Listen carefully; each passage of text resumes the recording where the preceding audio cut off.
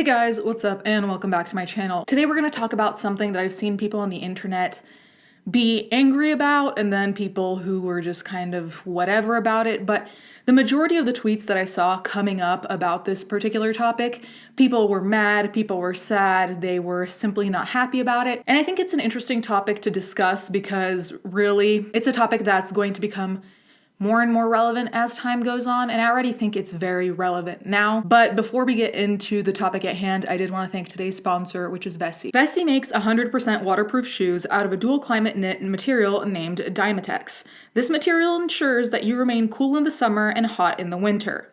I live in desert climate, therefore Vessi keeping my feet cool and comfortable as I go out, whether it's running errands or I'm just chilling in my backyard, is super important. Though they're waterproof, they're also very breathable, which makes them great for the hot weather I'm dealing with.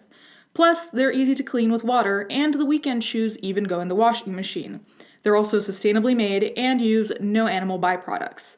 These are the types of sneakers you pack with you when you travel because no matter where you go and what weather you're met with, these shoes will have you covered. I've been wearing my Vessi shoes while I unpack my boxes and furniture as my heels typically get sore if I stand for too long, and while I was wearing Vessis, I was entirely comfortable even though I was standing for long hours. Check them out at the link below and use the code READYTOGLARE to get $25 off your Vessi shoes. Thank you, Vessi, for sponsoring this video. Alright, so basically, I was scrolling through Twitter and through all the doom and gloom, people were angry about this in particular. So here you can see there's a picture of a children's vlogging kit. And as you can see, it's all basically made out of wood. None of it is real actual cameras or mics or anything like that. It's all fake, much like most children's toys are. A lot of the people on my timeline were saying, like, this is depressing. I don't like this. This is kind of dystopian. Personally, I don't really care. Like, I don't think it's either groundbreaking or devastating or anything. Like, this is by no means something crazy in my opinion.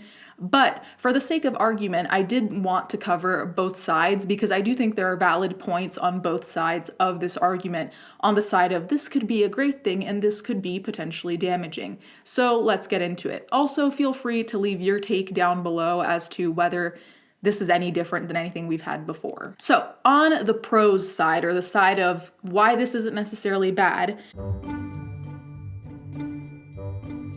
kids have always and will always play pretend. They've always had their mini stoves, their mini houses, their mini dining room sets, vacuums. Like, this has always been a thing. Like mini phones. There's always been fake little toys for kids to play make pretend with. So in that way, this isn't all that different. One thing I will say is that when I was a kid, I had a camcorder, like one of those old clunky 90s camcorders, and I would film myself. Now, granted, back then, YouTube wasn't a thing, and so when I filmed myself, my parents and, my family generally, they all knew it wasn't going to go anywhere, which I think changes things a little bit because now YouTube is so easily accessible and young children are so well versed with how technology works. So it was a different time, so I don't think we can necessarily compare having a camcorder back then to now, but I think that children's kind of weird, I don't want to say obsession, but children and cameras I feel have always had a thing, whether it's pretending to be a celebrity or it's just filming yourself doing stupid stuff. I think there's always been something there prior to content creators. Another potential good side of this is that it's a way for kids to explore avenues of interest, whether it's creating content as a vlogger or it could just be, videography, photography, so on and so forth. I know that was the case with me. I originally wanted to go to art school for photography, and I believe that a lot of it started via my silly camcorder sessions. And I think it's a healthy way for kids to see that there are different avenues.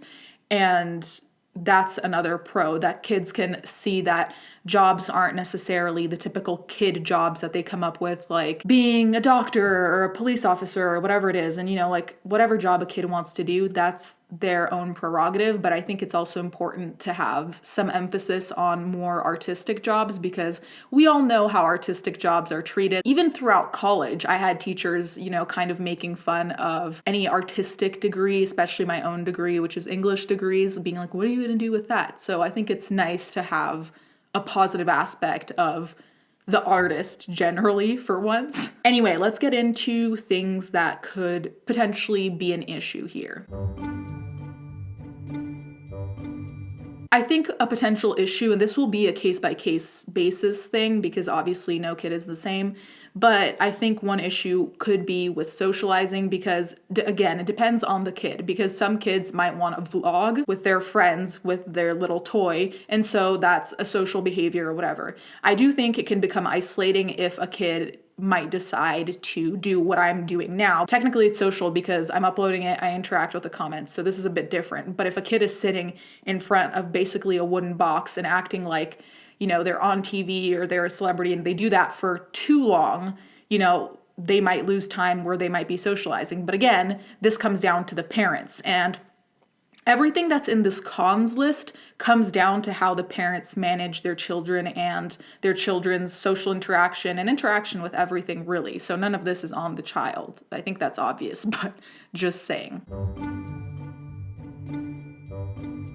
The other thing, and I think we've talked about this on this channel before, is young children idolizing vloggers or content creators that aren't necessarily showing the best of humanity, the Jake Paul type content creators that kids might idolize.